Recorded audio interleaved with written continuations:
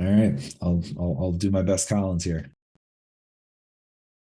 Welcome to another episode of the Flag Stays Down podcast. Don't have a full house tonight, unfortunately. It's been the one of the first times that we've done this without our fearless leader, Collins, who is traveling over in Europe right now. So you get myself, Parker, and you get Matt here tonight, kind of holding the fort down. Matt, how you doing, man?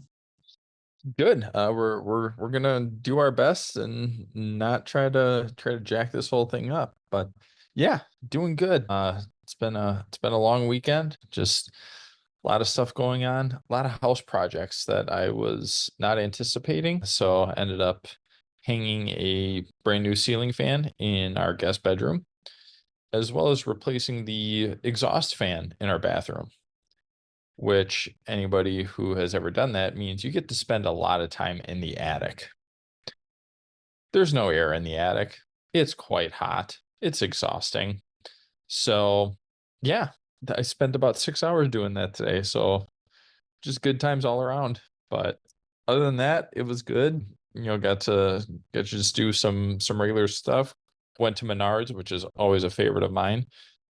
Go pick out some stuff for said projects. Did some shopping, hung out with the wife and the little man for a while. So good all around and off tomorrow. So can't ask for much more. So we'll see how tomorrow goes. But yeah, just a long project filled weekend, and I've got another one coming up in 2 weeks. So I'm getting back in hardware mode. In 2 weeks, Molly and Miles are going up to Appleton for the weekend, leaving me with the dogs.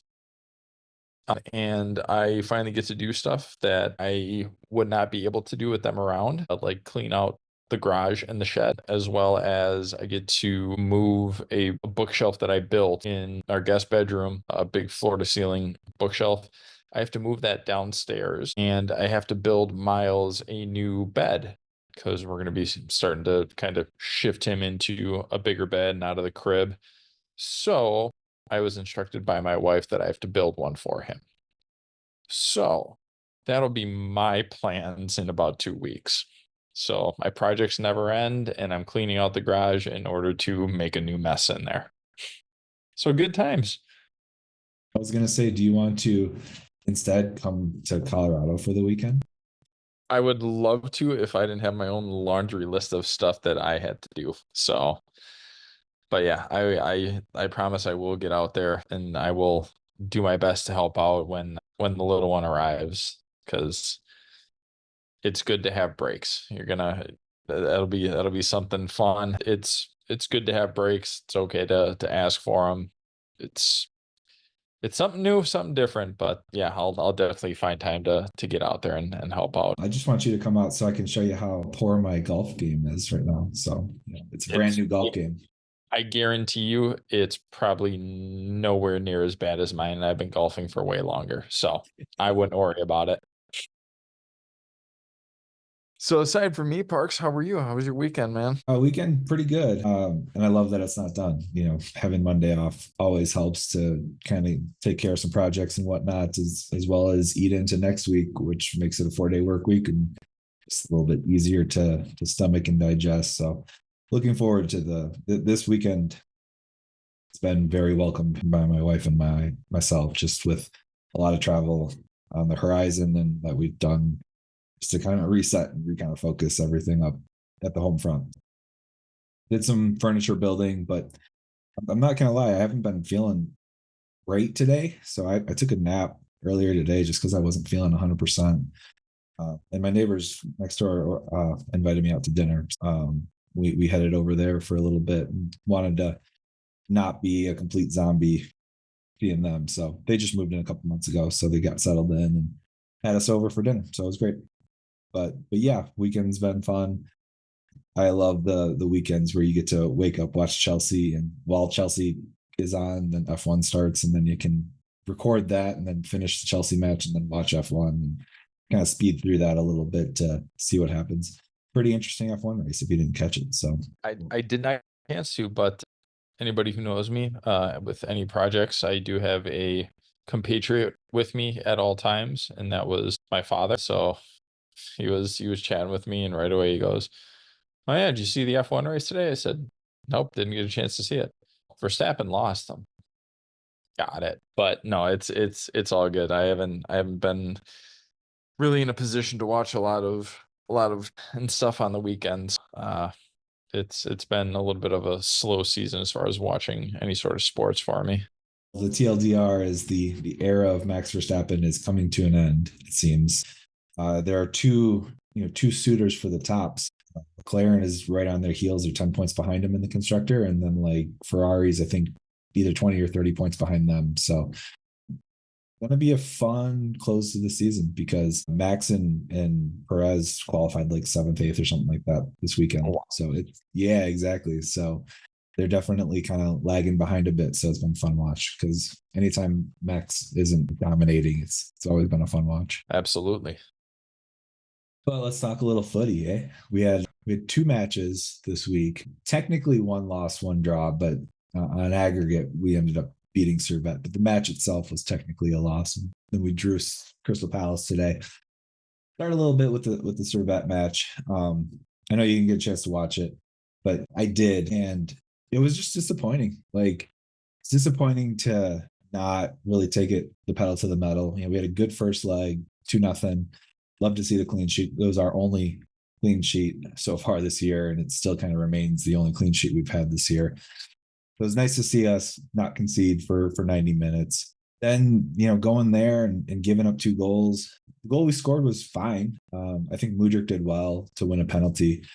I think he caught the defender either sleeping or just a little bit unprepared for what was going to happen. And, defender, made a rash challenge on Mudryk. He earned it. It was a clear penalty. And Nkunku stepped up and took it. And boy, is he a solid penalty taker. That's been something that's been sort of eye-catching for me is we've got some guys who can take some pens. I know Cole Palmer has been our guy. Noni wants to be our guy and has a pretty good record of taking pens. And Christopher Nkunku hits it hard. He hits it in the corners. Even if you get a hand to it, it feels like it's not going to get saved. So you love to see that. It's just frustrating because I'm looking at this and it's like we're playing a team that's not great. We didn't look great throughout the first leg. Then we give up 2 goals against this team. And if we continue to play like this, even if it is kind of our B squad or our cup squad, we're not going to go far in this contest.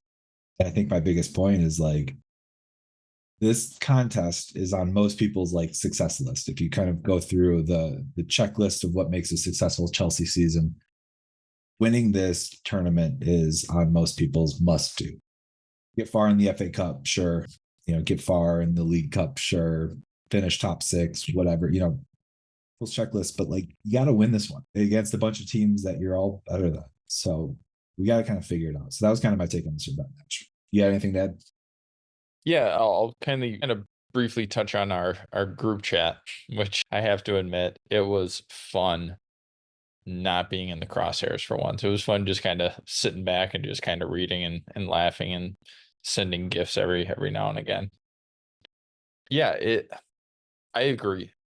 I think even if you look at our quote unquote B squad, if you look at it on paper, that's still comparable to a lot of teams' A squads. And so I get it.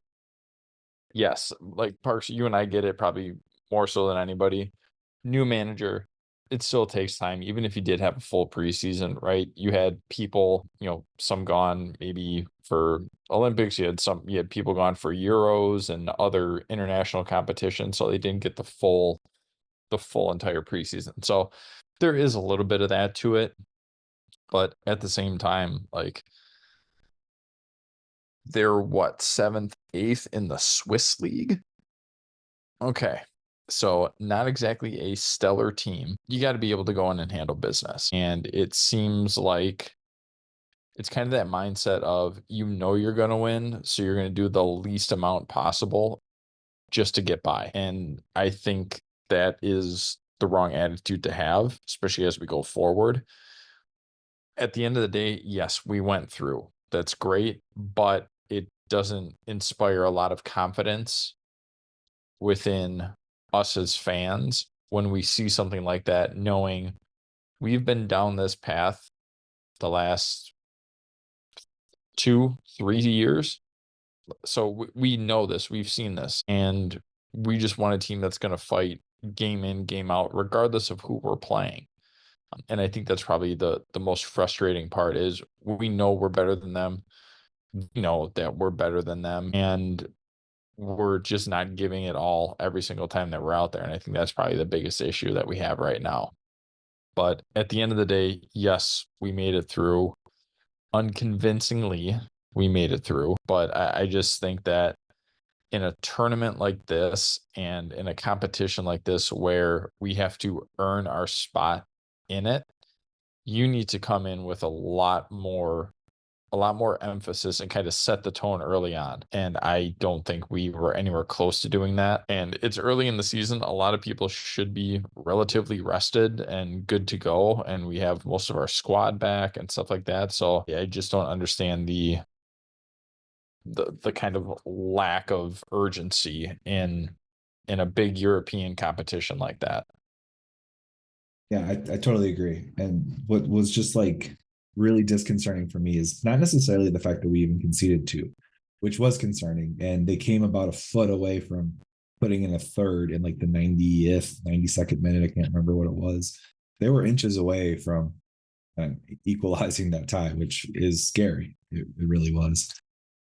Um, it's just the continued chances that we gave up. I don't have the stats up in front of me, but just like chances created, touches in opponent's box, big chances created, shots on goal. We're pretty even against a team that has no business being even with us in those stats. If it's one of those matches where we have 82% of possession, we have 74 chances, and they have a sniff at the ball and they, get a smash and grab goal. Do I like that? Absolutely. Can I see that happening? Yeah, you commit players forward, things happen and turnovers, whatever. That makes sense to me. But them taking it to us for 10, 12-minute periods at a time, which is what it was. Like they had us periods, and Palace did too. So we'll get to that as well. But like periods of the game where we're in a lull state and they're taking it to us, creating big chances. That's scary. Seems like Servette have no business doing that to us. And my whole point in the group chat is if we continue to do that, whether it's in the Premier League or any competition, like teams are going to beat us. We're not going to be able to hold our own. And yes, winning gives you confidence to go forward, but this win should give you, oh shit, I can't do that anymore. Kind of a breath of like, you escaped. If you play like that again, you're going to get shot. So I think it should be more of a wake up call than it should be like a celebrate that we went through kind of a moment. Yeah, absolutely. It's one of those things, and I think you put it perfectly. It's a wake up call, and it's not something you should necessarily be proud of. Like, yes, you made it through, but barely, when the team you were playing should have never even been close. But we're starting a trend, and we're starting to see a lot more of that.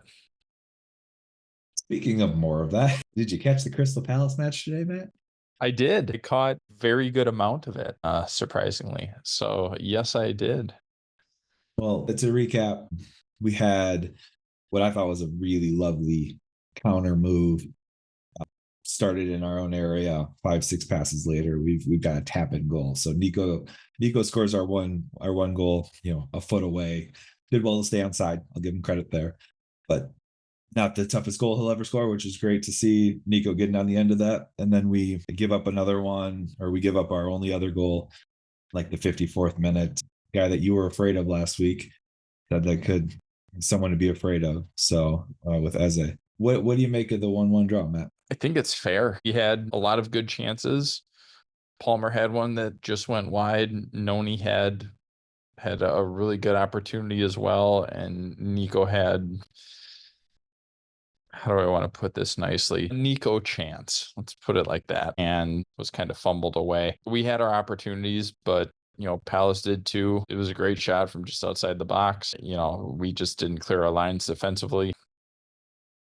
If you're gonna have to tell me, but it sounds like there are a lot of parallels with the Palace match and the Servette match. And if that's the case, then I'm extremely concerned because I saw a couple things. The first is this inverted wingback system. We are not good enough defensively to do this. We get torched down the right and the left all the time, more predominantly the right this match. I saw a lot of their attacks coming down the right, where when Kukurea is in that, or when he's trying to advance, you have Fofana, and then Gusto to an extent is also playing up a little higher. So it's almost like you're still stuck, who's doing what. Enzo's way the hell up the pitch. You only have Caicedo. To me, we just don't have the right people in place to play this kind of system. You need people that could operate as a back three, and we have a tough enough time with a back four not conceding goals. So I have an issue there. The other one is, Parks, you and I were talking during the match. It was that lull. Like, you can tell with Chelsea when things get bad. And Parks, you said it perfectly, or at least maybe a Glenn Murray on commentary, who, sidetrack, I liked him on commentary. I thought he was really good. But he mentioned, he's like, we're in this lull, and Cole Palmer has to come all the way back just to get the ball. And when he did, he dribbled from the left side all the way to the right just to make a pass to Kukurea. That right there tells me, okay, now we're in this state where it was 1-1. Now everybody's just trying to do it themselves. That's when you know that you've essentially beaten Chelsea, is once you see something like that. The passing goes away. Everybody's trying to just kind of open up space and dribble around by themselves, and just doesn't work well. I was a little bit confused by substitution, in particular Mudryk for Gusto, when you have Disasi and Vega on the bench. Kukurea can play right back in a pinch if he needs to. So you could have easily either put in Disasi, who has played right back, and I think he did in the Servette match, or you move Kukurea to the right, and then you have Vega playing on the left. So I found that very interesting. And then you push, as Collins would say, your most creative, or one of your most creative players in attack. You almost relegate him to just being a center back. I did not understand that in the slightest bit. So I was really confused around that. I don't know. It was the second half was just weird. That's the only way I can say it. It was just weird. It didn't inspire a lot of confidence. Aside from the one chance that Nico had from that ball by Mudryk over the top, which was a beautiful ball. And so was the one that Enzo put in for, I believe it was Noni. But aside from that, there wasn't really much. It was just kind of passing for passing's sake. And I don't know, it looked very just uninspiring in that second half. Yeah, I know we've used the phrase "tale of two halves" a lot, and I try not to use it all the time, but it felt like it was, and it's very deflating as a fan to watch this happen, because it feels like the same script, and it feels like, oh boy, here we go. And I think you're spot on. Like, once we go into individual attack mode, it becomes very painfully evident that we're not going to be creative anymore. There was a ball that Noni took in, and he had two or three guys with him, and doesn't get a pass off. He shoots it wide. I think Nkunku tried to dribble it into the bottom corner of the goal at one point, which was painful to see, when he stopped guys running in and just there. And I thought Enzo Fernandez didn't have his best game. I know the pass that he had that you mentioned was great, but he had 3 or 4 missed over the top balls that he overhit. Characteristic for him. I'm not trying to throw him under the bus, but it just wasn't like his greatest game. Caicedo, I saw in that center back role even before the sub, which was really interesting to me, because I saw him sink back into a defensive center back position while we were building up, and then move into midfield defense when we were defending, which I agree with you, man. Like, if having all of these moving parts everywhere, I just don't think works a lot, and we're caught off guard a lot, where if we transition and turn over and transition, like we're exposed because we're out of our defensive positions because we're in our sort of offensive positions. So that's difficult to see. As far as parallels to the Servette match, yeah, there's some. I thought we played worse against the Servette, to be completely honest. Meaning, I think the first half against Palace was some of the better football I've seen us play this year. It's clean, it's pretty crisp. We didn't take all of the chances that we had. We created 3 or 4 really solid, took one of them, but the second half was uninspired. It was bored, lazy, and then you know, goal I don't think gets pinned on any one person, but it does get pinned on the fact that we can't clear our lines. We're not great at set piece defending, and we're open to conceding second chances when they kind of come up. Yeah, well hit ball outside the box. I'll give him credit. Sure, absolutely. But I don't think that ball should fall to him. I think that ball should get cleared out, first time or second time. So we had 2 chances to clear that ball before it fell to Eze. So that's where you don't get many chances in the Premier League, and it's because those balls aren't supposed to fall to you. I think goals get scored when they do. So that was my take there. Yeah, it's a very unsatisfying thing to see. And as you were talking, one of the plays that I remember, I think it was Mudryk got the ball off a clearance in our box, and he just started running. He just got it, took off dribbling, passed it to, I think, João Felix. He gave it off to Noni, and they were both kind of and clear out space. And Noni just dribbled it to the middle and then lost it. I think that might have been the one that you were alluding to, or he went, or maybe it was the one where he went like from the right side all the way to the middle and then like passed it to somebody. It's like, for what? A lot of questions. That whole inverted wingback system, man. It's the fact that teams, even if it's like a good tackle or something, 2 passes and we're already smoked on defense. It's not like it's something difficult to see. You win the ball, 1, 2 out wide, and you're good. That's it. It's not a tough defense to break down. And the fact that I think we're too far in attack when I really don't think we need to be. Because if you look at it, we still maybe only have 2-3 guys in the box at a time. Well, we're supposed to have 2-3 guys in the box at a time. That's kind of how we're set up. And so those guys are just kind of in no man's land. And then all of a sudden they're having to bust back because 2 passes just broke us down. And now, Palace has numbers going the other way. So I don't know. The system, I don't know if it's going to work.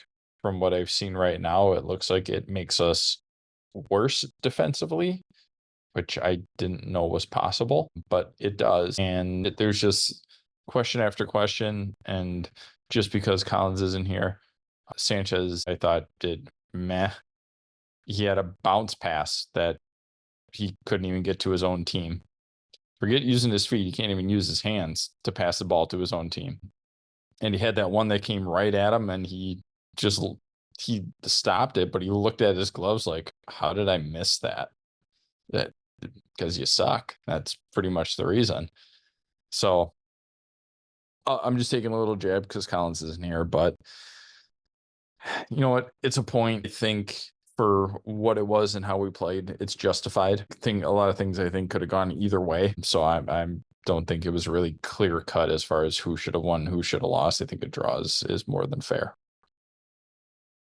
I think most neutrals that watched the match probably thought the same thing. A draw feels fair, and a draw feels like the result that is expected. I just don't think it's the one that Chelsea fans expected. Palace at home, a team that we haven't really lost to in years. So tough one for me to swallow. These are points given up that teams that finish in 8th give up, and not teams that finish in 4th give up. And that's kind of how I categorize this draw for me. But we'll transition into transfers because there's a couple big in and outs. And you mentioned Sanchez. We didn't get another goalie. I can tell you that much, which I don't know if this is a good thing or not, because I still don't think we have an elite goalie. We have 8 goalies. We don't have an elite one yet. But Big news was Jadon Sancho coming in from Manchester United, loan with an obligation to buy of 20 to 25 million. I think it's 20 with 5 add-ons or something like that. And then Raheem Sterling on a loan deal to our London neighbors of Arsenal. Good deals, Matt. Bad deals. Are you happy with either, both? Where are you at with the kind of, because this is deadline day and we're on the first today, so no major signings on deadline day, but a couple of loan deals on the eve of it. I'm happy to get Raz out. I would prefer that it isn't Arsenal. I don't know where Raz is gonna fit in with Martinelli and Leandro Trossard on that left wing. And then on the right, you've got Saka, and I don't think anybody's playing over him. So I don't know where Raz really fits into that whole thing. So that'll be interesting to see how that whole thing plays out. But at the end of the day, not our problem. The Jadon Sancho one for me is a head scratcher. And I know when we were talking with Collins, like, he brought up a good point. Like, if it's a business decision, I get it. As far as, okay, if we take him on a loan, then we have to buy him for 2025. Maybe he has a good year and maybe we can just kind of flip him for profit. Like, I get that. It's a relatively low number, especially if, we're selling David Washington for 20 mil to Strasbourg. That deal fell apart, by the way. It got pulled off the table because we were worried that it would get investigated, which it absolutely would get investigated. I think Todd Bowley should call Todd Bowley and sort that out. That's what I would do. But like, it's just weird to me, the stuff that's being thrown out, and I know a lot of it has to do with FFP and whatnot. But the thing is, if it's a business decision, fine, but it still doesn't make any sense on why you would even want to bring in a player like Jadon Sancho. You already have too many wingers. What's bringing in another winger going to do for you? Nothing. Like, absolutely nothing. I don't see him playing at all. I really don't. Maybe he helps kit sales, maybe. If that's the only thing I can maybe think of. Maybe it helps with, because he's English, so maybe it helps with needing English born players on the team. Who the fuck knows? I was confused when I saw that. On a personal note, what's even more frustrating is when I see somebody who I really wanted at the club for a number of years, Federico Chiesa, signed with Liverpool for 16 million. That's 16. And now we're looking at somebody like Jadon Sancho, who hasn't had a good season since he left Dortmund. And he's looking at 2025. Like, I don't get it. To me, I don't understand the business logic behind it. Vaguely, I do, but it seems just like kind of a dumb move in general. So I don't get it. I'm indifferent on both. Like, fuck it, whatever. The Jadon Sancho one feels a lot like the Joao Felix one, where they used to have a really high valuation.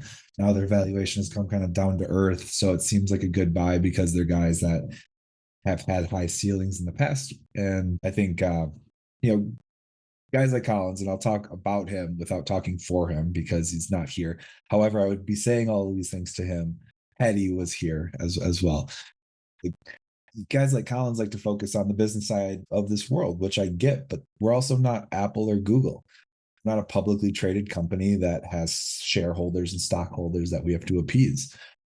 We're here to win football games.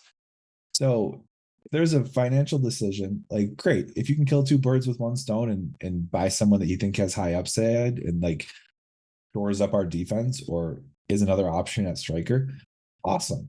But to sign another player at our most populated, most overweight area doesn't make sense to me. I think we have plenty of options on the right and the left, with Neto and Felix and Medweke and Palmer.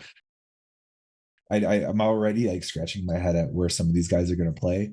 how much they're going to play and what is this going to do to their ego. If Christopher Nkunku is only used as like a 75th minute sub, like guys like that are big ticket, big name, big dollar sign signings might get relegated to lesser roles, which might piss them off. I don't know what it does to Jadon Sancho's ego or whatnot if he's not playing in and out. My guess is it's probably better than life at United, because life at United probably is horrible. What I don't like on both of these deals is the salary side of the business. Jadon Sancho comes with a big salary ticket item for the loan that we are absorbing, if not almost. So he's on 250, 275 a week. Pretty sure we're absorbing the vast bulk of that.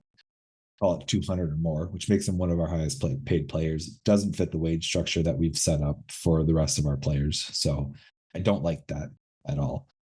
Then the Raheem Sterling out, while I'm happy to see Raheem Sterling leave, less happy after the preseason, because I thought he actually had a pretty decent preseason.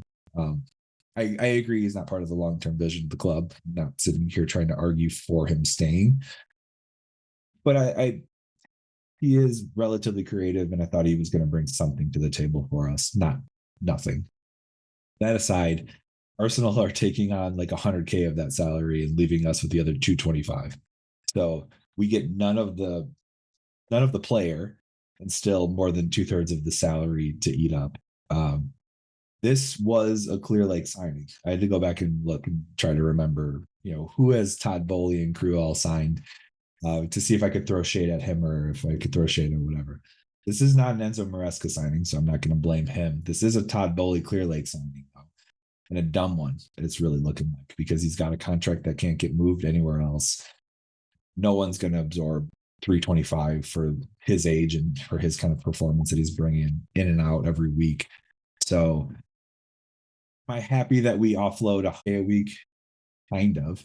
But to a Premier League rival in Arsenal, someone who, can go deep in cups. And if Raheem Sterling is part of that run for them, don't love to see that, if I'm completely honest.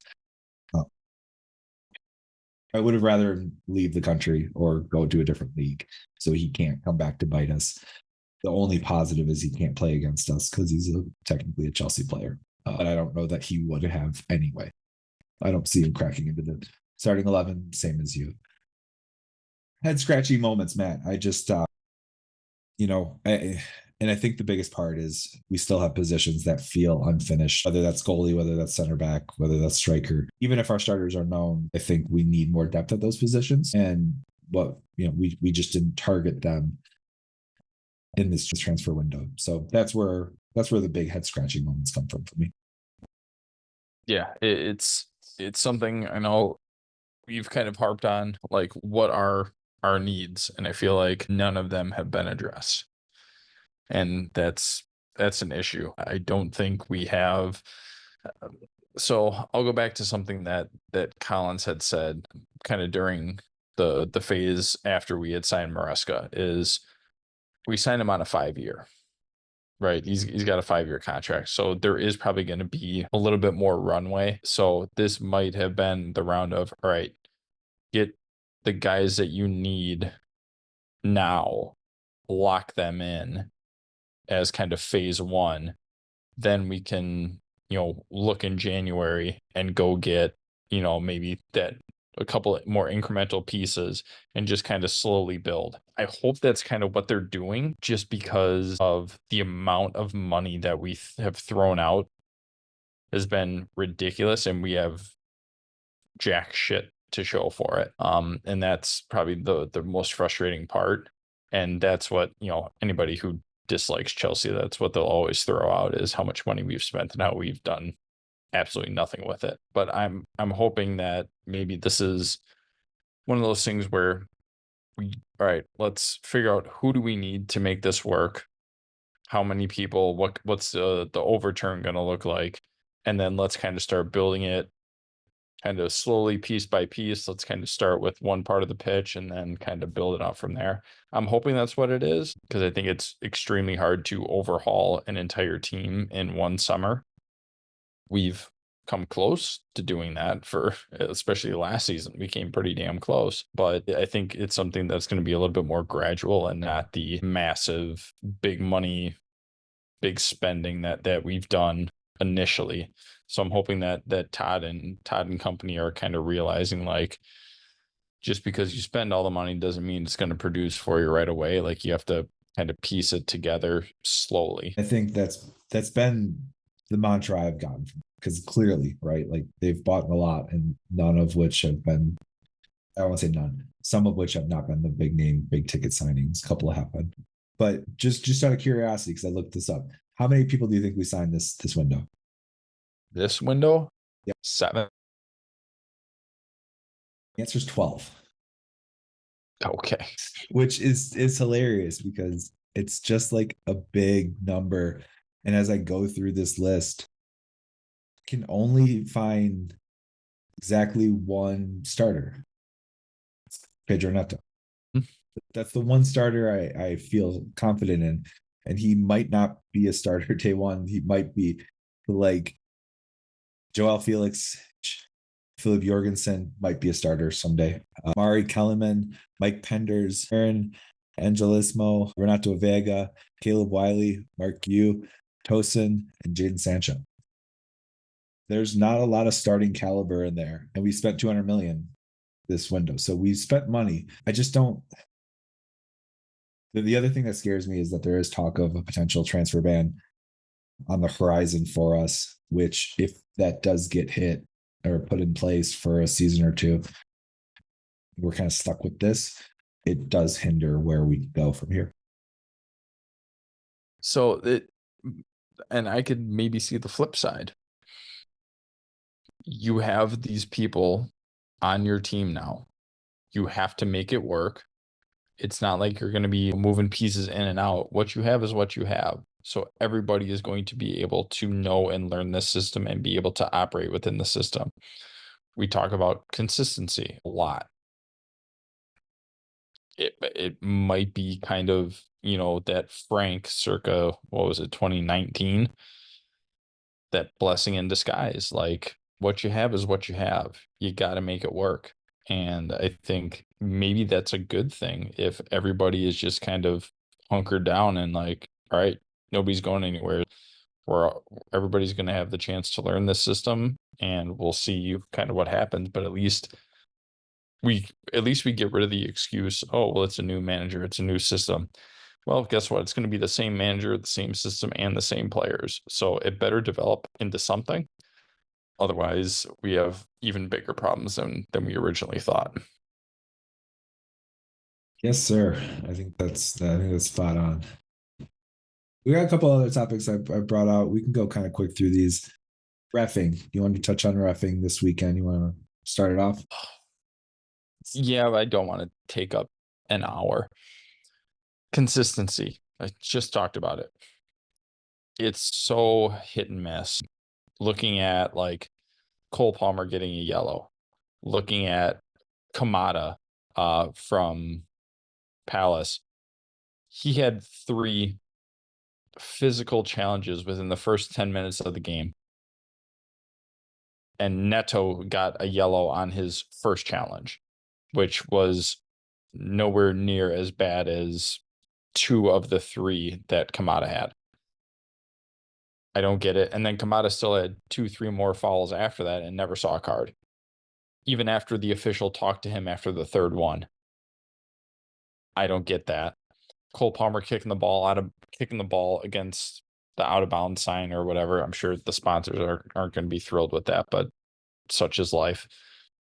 He gets a yellow for that. It doesn't impact the restart of the play. He's not kicking it into the stands or downfield or anything like that. It was going to be a throw in, and there was a ball right there for them to be able to go ahead and get started again.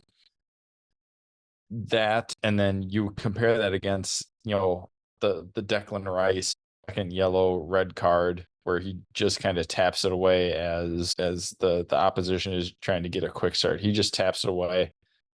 That's the second yellow. But even before that, in that game, somebody they were out of bounds and then they booted the ball back into play, like down pitch. Nothing. Not a yellow. No, nothing. And then Declan Rice gets his, and then we see, Cole Palmer doing something similar, something kicking the ball, and then whatever. Like, we saw this last year early on, very hard nosed. If you do it, you're getting carded. Okay, fine. I can live with that. Absolutely. If that's how we're going to do it, fine. If that's been talked about with the players, the managers, every single Premier League team, PGMOL, whoever. If it's been talked about and discussed, that's the rule. I can live with that. But last year we saw this happen for about the first 3 weeks, and then it just completely fell off the radar. I think we're going to see the same thing here. They want to implement it, but they just won't. I think it's because the amount of yellows are going to skyrocket, because that's just shit that these players do. Much like Nico keeping the play going after the whistle. It's honestly, I expect that out of Nico. It's just stupid. So I expect it. But other little things, it just doesn't make a lot of sense to me. And the officiating, I didn't think was terrible today. And I'm not harping on the yellow cards. Like, Cole's, yes, if that's the rule, absolutely. Nico, yes, 1000%. Munoz for Palace, he did the same thing, trying to stop Levi Colwell from restarting. He got a yellow. Fine, I'm good with that. That's consistent. I'm good with that. I thought the fouls were fouls. It was just, for me, a matter of, should they have been yellow? Should they have not have been? That's, I think, up for debate in any match that you look at. But it's just, we saw this last year, and I have a feeling we're going to see the exact same thing this year. And when you have a decision like that, as far as, well, did they stop or restart? Well, then you have so many questions which end up being subjective in the eyes of the official. Okay, what was it egregious enough? What was the extent of it? And I think that's where things get out of control. And with the Premier League being a business, if you have somebody, let's say, the caliber of an Erling Haaland, right? Your biggest stars, one of your main attractions for the Premier League. If he ends up doing some of this stuff and goes on a Nico hot streak of, the next 4 games, he gets a yellow for doing stuff like this, then he's out. Well, then you're losing your biggest draw in the Premier League. Like, I think at some point that comes into it because of TV rights and all the money and everything like that. And I could see the same thing happening again this year. And it's just going to be frustrating. If you have a new rule, enforce it, implement it, stick to it, or don't do it at all. That's fair. The only thing I'll add, Munoz, a stoppage of play one, is my favorite yellow card in the world, which is he stands right in front of the ball and then kind of gets kicked at. This is just great. Like, you get kicked at and then you get a yellow card too. So you not only pick up the card, you also take a soccer ball. Just fantastic. The only one that I was also pissed off about, Kamada, but the Will Hughes situation was also quite frustrating. Will Hughes picked up a much deserved yellow card, 13th minute, and then cuts down Cole Palmer right on the edge of the box. I think a lot of people thought that was a yellow card. I thought that was a yellow card too. The fact that he's on a yellow card shouldn't impact the decision of, is this a yellow card? And I think it did. I think it was I don't want this to go down to 10 situation. Like, I don't think he's done enough to go down to, to get red carded, when I think he had. I think that was enough to get sent off. Two individual yellow cards, right? It wasn't an accumulation of cards.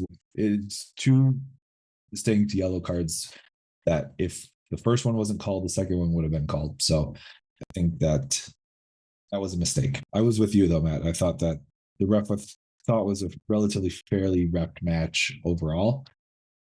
Didn't go in our favor. And I thought the silly yellow, we had 2 silly yellow cards on there as well. Yeah, and I have a love-hate relationship with the second yellow. Because like you said, depending on the timing of it, where it was on the field, things like that, like, it's frustrating that all of that is taken into consideration before making a decision on a second yellow. The first yellow, you'll throw that out there, absolutely. yeah, it's a yellow. Doesn't matter where, blah, blah, blah. But depending on what was happening, the nature of it, how early is it or late is it in the game, like there are just so many questions that go into it. And a lot of times we'll see questionable yellow, questionable second yellow, and then the referee and talk to the player like that was your last one. Make up your mind. If you have to go over and talk to a player after what should have been their second yellow, it should have been their second yellow. Like, you shouldn't have to go over and talk to them. They're professionals. They've been doing this a long time. They know what they're doing. They know what's coming if they do what they do. Why kind of sugarcoat it that way? If it's a yellow, if it's your first yellow, you're getting it. Fine. If it's your second yellow, it shouldn't be a debate. It should just be, was it a yellow card offense? Would I have given one for if it was their first? Yes. Okay, fine. Second yellow, done. There's too much subjectivity in it, and it changes with every official, and that's what makes it so tough, I think, to find any sort of consistency within Premier League reffing, because all the calls are subjective. Totally get that. Two really quick things I want to talk about before we get out of here. One was our polls, and then the other is something that you don't know about, but we're playing a little game. Okay. Man of the match, we had Palmer, Jackson, Noni, Caicedo. Who you got? It was tough. It was tough trying to figure out like who had a great match. I don't think a lot of people really had a great match. Nico would be the obvious one because he scored the goal. To me, I thought Noni was probably more standout-ish, just with the stuff that he did, the chances that he had. He looked hungrier than everybody else. So I would the goal that Jackson had, again, credit to him. I'm not taking it away from him, but it wasn't a phenomenal goal. It was a team goal. So, I give credit to everybody that was involved with that. My man of the match was Palmer, just because every time he got on the ball, he's able to just like spin away and create space for himself and just open things up when he has the ability to turn. And it just like, he does it so effortlessly, and he's just had a really solid start to the year. I know he has 4 assists now, which is just kind of crazy to think about, but he makes things happen even when he's not assisting or creating things for his teammates. So he's the silkiest on ball player for me. So I'm giving him a nod. But our voters voted Jackson in first, followed by Palmer, then Caicedo, then Noni. Man, get the fuck out of here. Our LVP of the night, we had Kamada, the ref, Maresca Ball's inconsistency, and Gusto's hammy, which we didn't touch on, but Gusto picked up a knock and had to get subbed off, late on the game. So who you got there, Matt? so many good options. I'm gonna go with Maresca Ball.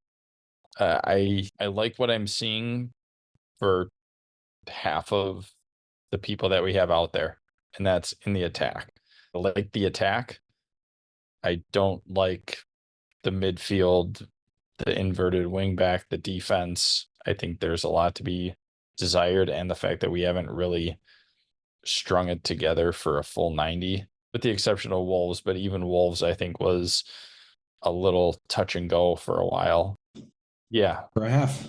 And I think and it's scary that we're kind of back to, our tale of two cities, tale of two halves. We went through the ringer with that with Tuchel, and it seems like we're kind of back at it. So, I'm going to go with Maresca Ball. Going Gusto's hammy, just because it's a nagging injury. It's a consistent injury. Both of our right backs have hammy issues, and it's just scary to see. So I went with his hammy. I hope it's just a nick and not something that sidelines him for an extended period. But it makes me worried because James had the consistent hammy issues until he had to get surgery. And we don't know really what a post-surgery James looks like. We saw a little bit of him at the end of last year and in preseason, but like for an extended period at like top clip football, we haven't seen what that looks like for him. From everything I've heard about hamstrings, it just doesn't sound fun. So I'm wishing him well, but it was a very tight poll, this one. Kamada takes the win while the other 3 tied for second place. Last thing I want to do with you, Matt, I was just thinking about this when I was watching the match, and I'm going to go through The starting 11 plus our subs of our match. First word that comes to your mind when I say this player's name, just in the game today, just in the Palace match today. I'm gonna play a little game, okay? Yeah, okay. I'll join. I'll give you mine as well. Robert Sanchez. Trash. Promising. Ouch. Not only did he get his ankle stomped on, then he pulled up 5 minutes later with that hammy. Wes Fofana. Indifferent. Mine was promising because I thought he's looked better recently. I'm gonna say hopeful. Mark Cucurella. Low. Aggressor. The boy's everywhere, man. Enzo Fernandez. Lacking. Mine was similar. It's just not enough, but that's not one word. Moises Caicedo. Solid. Defender with a question mark. Noni Madueke. Ooh, tack-minded. Okay, can I get a hyphenated word? Mine's Bulldog. So Cole Palmer. Smooth. Silky. I gave you that in my man of the match speech. Pedro Neto. Underutilized. That's fun. We both said Pedro Neto's fun in the group chat today. Nico Jackson. Absent-minded. Mine's just smeh. Just shaking my head and super Calm. solid is what I'd say. Tactical. Unnecessary. And finally, Mikhail Mudryk. Matt Damon-esque. Speed. Just one word, just speed. He's, I would say one track minded if I could get away with that as all hyphenated, but I'll allow it. yeah. All right. Thank you for playing that with me. Of course. That was fun. So any closing thoughts before we wrap it up? I'm happy I was able to actually catch a match. Hope to continue to do more of that. I still have, I think, more questions than answers. And that's not where I thought we would be at this point in the season. After new manager, full preseason, I thought that we'd be in a better place, but I just have more questions than anything else. My two closing thoughts are just similar to that, which is one of, I think we've taken a step backwards, and it might be a step backwards to go forwards, but I think had we kept Poch, we would be in a better spot today. Again, the step backwards might be necessary to project forward, and I get that. You can use all the bow and arrow analogies you want of gotta get pulled back to get propelled forward, man, right? But the other one I wanted to say live and publicly, the signings of like Neto and Sancho really make signings like Kieran Dewsbury Hall seem silly. I don't know where that dude's playing, and times I've seen him play so far this season, like in Servette matches, he does not look good. Don't know where he fits on this team in non-cup formats.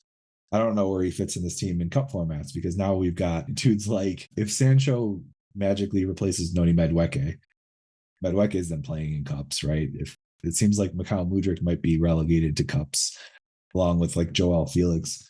We've got a pretty solid B squad. I don't know where Felix fits in our B squad, or sorry, Dewsbury Hall fits in our B squad. So it makes me really scratch my head against those signings that people talked about highly, and I didn't, but it didn't make sense then, and now it really doesn't make sense. Fully agree. Thanks, Matt, for joining on this Sunday night. If you're listening, thank you for tuning in. You can catch us on Twitter, on Facebook, other socials. Tell your friends about the podcast. You get it wherever podcasts are found. But you already know that because you're listening here. So on that final note, man, I'll give you cheers and say up to Chelsea. Cheers, man.